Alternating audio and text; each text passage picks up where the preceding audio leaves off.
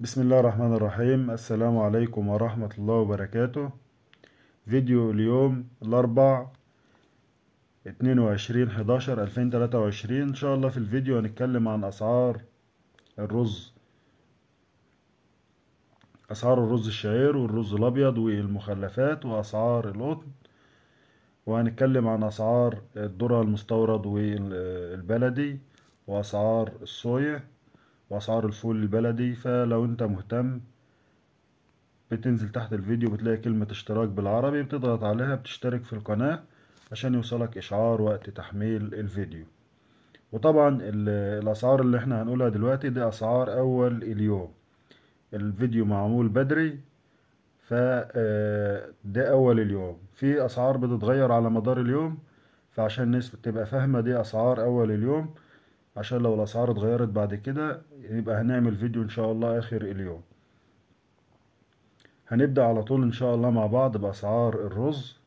وسوق الرز طبعا في ارتفاع في أسعار الرز، وده نتيجة زيادة الطلب على الرز الأبيض مع نقص العرض في الرز الشعير.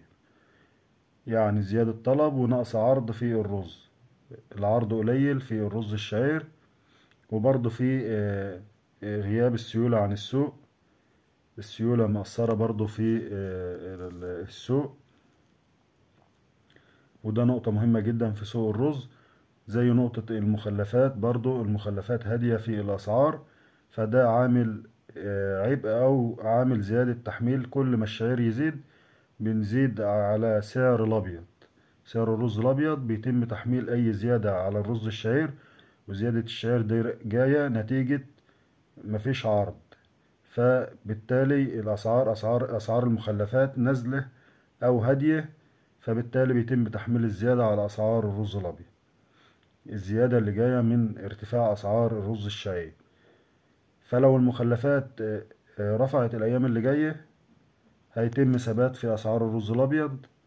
إنما طول ما الشعير بيزيد والمخلفات ما بتزيدش بيتم الزيادة في أسعار الرز الأبيض. ده باختصار عشان الناس تبقى فاهمة وضع السوق بالظبط فيه ايه. إنما على أسعار الأبيض اللي موجودة حاليا في السوق، لو المخلفات أسعارها رفع، فكان الرز الشعير كان هيعدي 20 على أسعار الأبيض اللي موجودة حاليا. لو المخلفات رفع زي السنة اللي فاتت لما كان المخلفات رفع، وكانت الذرة وخامات الأعلاف كانت رفع وصلت ل 18 و 19، كانت على أسعار الأبيض اللي موجودة حاليا كان أسعار الشعير هتعدي 20. ده بالنسبة لحال سوق الرز. هنقول الأسعار على طول مع بعض عشان ما اطولش على حضراتكم. زي ما قلت لحضراتكم، اللي عايز يشترك في القناة بيلاقي كلمة اشتراك تحت الفيديو، بيضغط عليها وبيفعل الجرس، هيوصله إشعار يوميا على الموبايل بتاعه.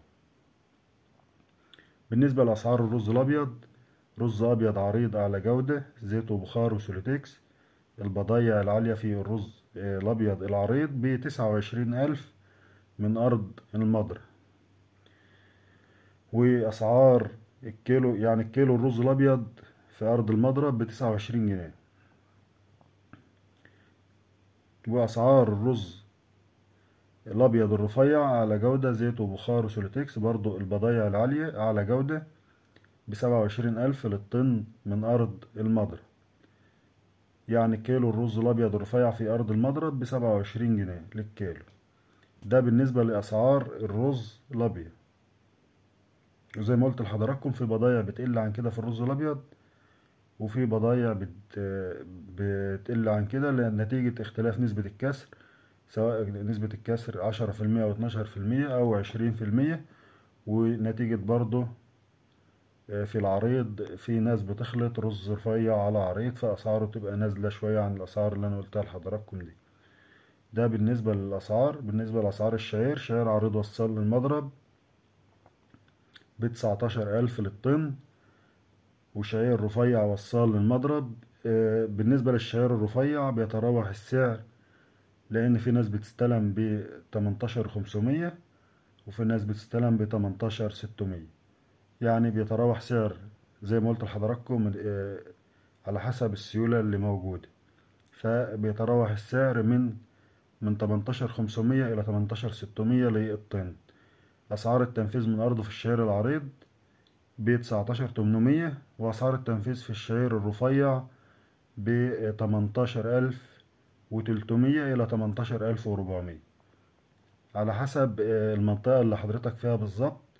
ممكن الأسعار عموما تختلف 200 جنيه زيادة أو نقصان على حسب جودة البضاعة وعلى حسب المنطقة اللي حضرتك فيها والنولون وتكلفة النقل والكلام ده كله. فأكيد البضاعة تختلف من مكان إلى آخر زي ما قلت لحضراتكم في حدود 200 جنيه زيادة أو نقصان.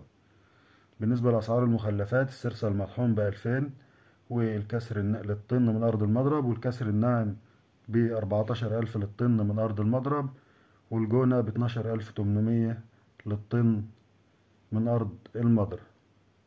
وبكده يكون خلصنا أسعار الرز.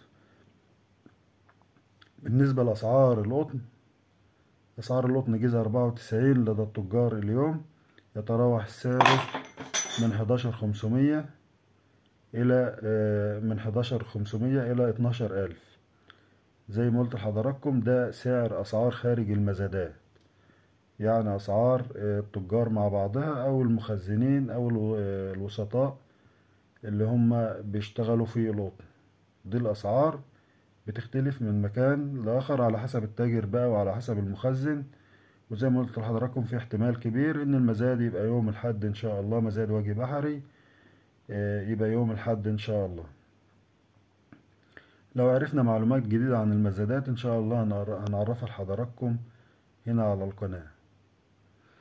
ده بالنسبة لأسعار القطن. بالنسبة لأسعار الذرة، الذرة المستورد البرازيلي صب أرضه في المينا 13800 للطن، والذرة المستورد الأرجنتيني صب أرضه في المينا 13800 للطن، والذرة المستورد الأوكراني والبلغاري والروماني والتركي ب13000 للطن صب أرضه في المينا.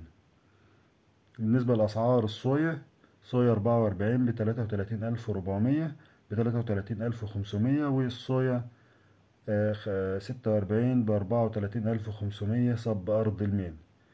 بالنسبة لأسعار الذرة المحلي هي بتختلف من مكان إلى آخر.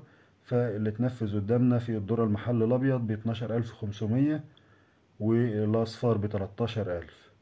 ده الذرة المحلي الأسعار التنفيذية اللي اتنفذت في السوق. بالنسبة لأسعار الفول البلدي، تلاجات خام البضاعة العالية، الأرداب الخام بيتراوح سعره من 5000 ل5300 للطن للأرداب، الأرداب ب155 كيلو.